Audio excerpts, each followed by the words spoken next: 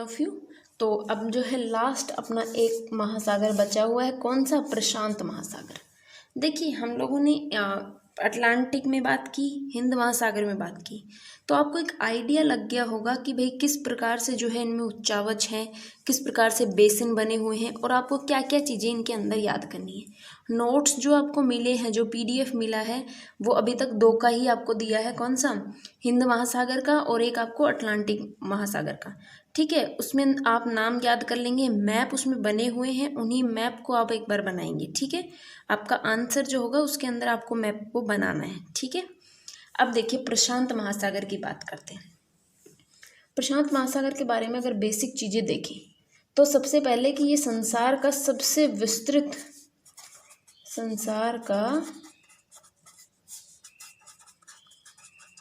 विस्तृत महासागर है, सबसे बड़ा महासागर है ये प्रशांत महासागर। और इसका निर्माण जब हुआ था,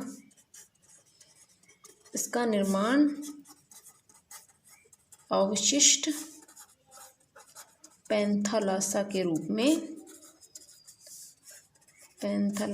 रूप में माना जाता है। क्लियर हुई ये चीज? देखिए जो प्रशांत महासागर है, प्रशांत महासागर संसार का सबसे विस्तृत महासागर, मतलब सबसे बड़ा महासागर। और इसका निर्माण, अब पैंथालासा नाम आते ही आपको समझ में आ जाना चाहिए कि अंगारा और गोंडवाना लैंड था, उसके चारों तरफ जो समुद्री भाग था उसको हमने पैंथालासा कहा था, बीच में टेथिस सागर था। सारी चीज़ें क्लियर हो जानी चाहिए आपको ये नाम आते ही। ठीक है, और प्रशांत महासागर की हमने उस टाइम भी बात की थी कि प्रशांत महासागर का जो निर्माण हुआ है वो अवशिष्ट, जो पैंथालासा का जो भाग था, छोटा एक जो अवशिष्ट भाग छूट गया था, उसी से हमारे प्रशांत महासागर का निर्माण हुआ है। इस महासागर के बारे में अगर देखें तो सर्वप्रथम जानकारी, महासागर के बारे में सर्वप्रथम जानकारी कब मिलती है? 1513 में बाल्बोआ एक समुद्री नाविक थे, इनके द्वारा ये जानकारी दी गई थी। प्रशांत महासागर की सबसे पहले जानकारी 1513 ईस्वी में बाल्बोआ नामक एक समुद्री नाविक था, मतलब जहाज चलाता था, उसके द्वारा इसकी जानकारी दी गई थी। उन्होंने इसे दक्षिण का महासागर कहा था। जो ये समुद्री नाविक था इसने इसको दक्षिण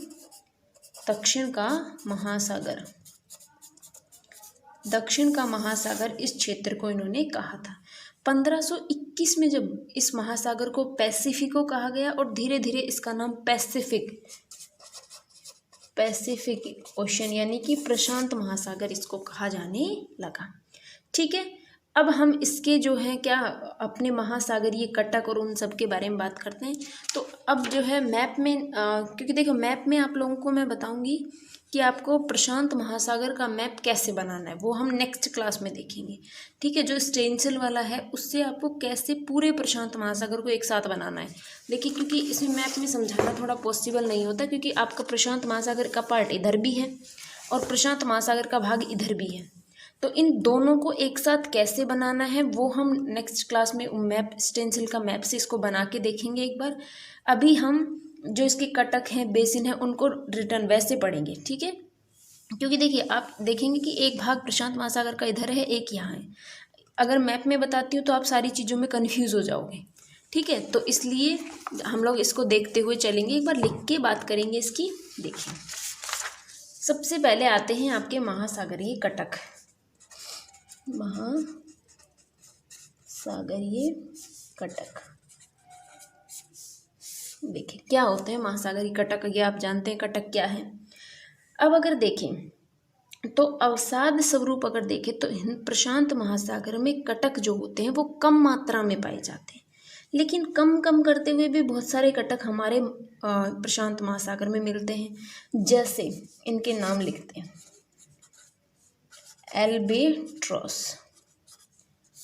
एल्बेट्रोस का पठार भी है ये, और इसको कटक भी बोलते हैं।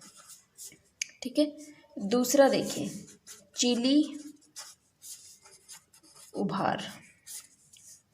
तीसरा आता है आपका तोनुतो कटक। चिली उभार है मतलब दक्षिण अमेरिका का जो चिली वाला जो भाग है उसकी तरफ इसका विस्तार है। एक आता है आपका तानुतो कटक। तानुतो कटक कहाँ मिलेगा आपका, ये भी आपका दक्षिणी जो आपका प्रशांत महासागर है उसका एक भाग है। ठीक है, फिर आता है आपका चौथे नंबर पे इसमें पैसिफिक अंटार्कटिक। पांचवें नंबर पे देखोगे तो लॉर्ड हार्वे भी लिखते हैं इसको, कटक। छठे नंबर पे देखिए आप हवाईयन कटक। सातवां कौन सा है, मारेकश कटक। ये सारे कटक के नाम याद रखने हैं और इनको मैप में दिखाना भी है। ठीक है, और एक आपका और लिख दीजिए होन्शु कटक, जो कहाँ मिलेगा, जापान के पास में मिलेगा, क्योंकि होन्शु जापान का शहर का नाम है। ठीक है, तो इस प्रकार से प्रशांत महासागर में इन कटकों की मात्रा पाई जाती है।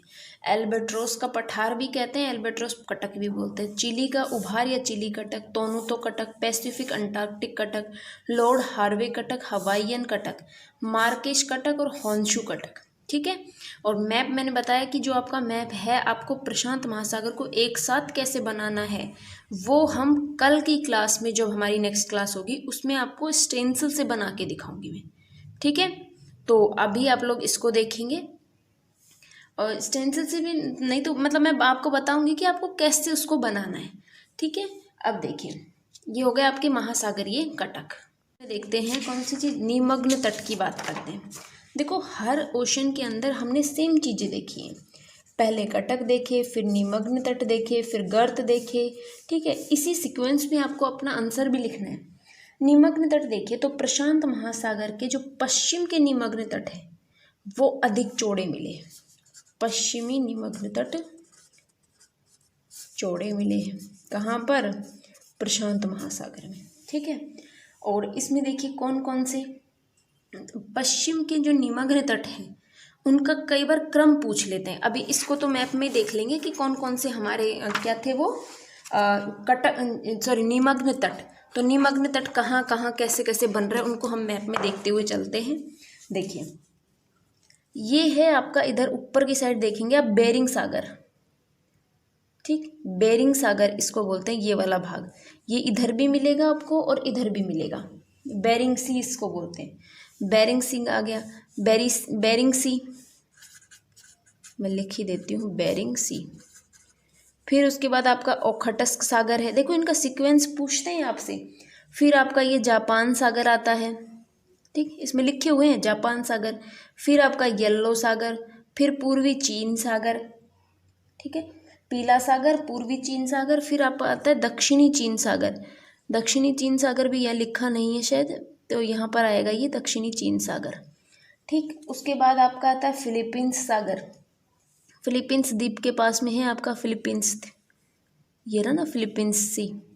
ठीक, फिलीपींस सी हो गया। फिर सेलेबीज सागर और बंदा सागर, ये सेलेबीज सी हो गया आपका, ये आपका बंदा सी हो गया। देखिए इनका सीक्वेंस है, किस प्रकार से जो है इनका सीक्वेंस, हमें एग्जाम में भी ये सीक्वेंस पूछते हैं बहुत बार। देखिए आप जब उत्तर से दक्षिण की ओर आ रहे हैं तो ऊपर की साइड देखेंगे बेरिंग सागर, क्योंकि निमग्न तट की हमने बात करी कि निमग्न तट जो है पश्चिम के हैं। अब ये भाग पश्चिम में कैसे आया, ये चीज़ आपको देखनी है कि ये भाग पश्चिम में है और ये वाला जो भाग है ये पूर्वी भाग कहलाएगा आपका प्रशांत महासागर का। और क्योंकि यहाँ पर कौन था, ये पर रॉकी है और यहाँ पर एंडीज पर्वतमालाएं हैं, तो यहाँ पर जो निमग्न तट है वो सकड़े मिलते हैं। ठीक है, अब आप इस तरफ देखेंगे कि तो यहाँ पर जो सीक्वेंस था वो बेरिंग सागर हो गया, ओखटस्क सागर, जापान सागर, येलो सागर, पूर्वी चीन सागर, दक्षिणी चीन सागर, फिलीपींस सागर। ठीक है, ये आपका साउथ चाइना, देखो दक्षिणी चीन सागर ये रहा, फिलीपींस सागर हो गया, सेलेबीज सी हो गया, बंदा सागर हो गया। क्लियर है ये चीज़ कि ये हो गए हमारे क्या चीज़, हमने सागरों की सारी बात कर ली। देखिए ये था आपका सीक्वेंस, और सीक्वेंस आपको याद रखना है क्योंकि सीक्वेंस से ही आपको मैप में भरने को मिलेगा। अब देखिए महासागरीय गर्तों की अगर बात करें तो महासागरीय गर्त, ये लिख के बात कर लेते हैं।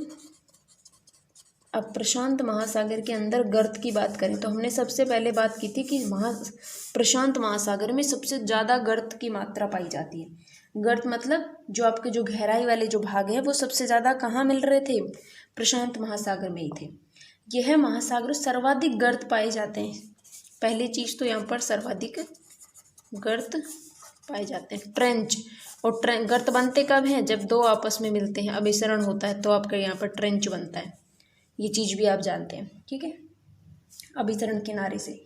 और संसार का अगर सबसे गहरे गर्त की बात करें, संसार का सबसे गहरा गर्त अगर देखेंगे तो वो प्रशांत महासागर में ही मिलेगा और उसका नाम है मेरियाना द्वीप के पास, मेरियाना गर्त, ठीक। और इस मेरियाना गर्त की जो गहराई बताई गई है वो बताई गई है 11,022 मीटर, ये इसकी गहराई है। संसार का सबसे गहरा गर्त है जो उसका नाम है मेरियाना द्वीप के पास, ये द्वीप है और मेरियाना द्वीप के पास हमारा मेरियाना गर्त के नाम से ये जाना जाता है। चीज़ क्लियर हुई। अब देखिए इसके कुछ अन्य गर्त हैं, उनके नाम हम देख लेते हैं। जैसे जापान गर्त, जापान ट्रेंच, फिर आता है मिंडनाओ गर्त, फिर आता है टोंगा गर्त, ठीक, कुराइल गर्त,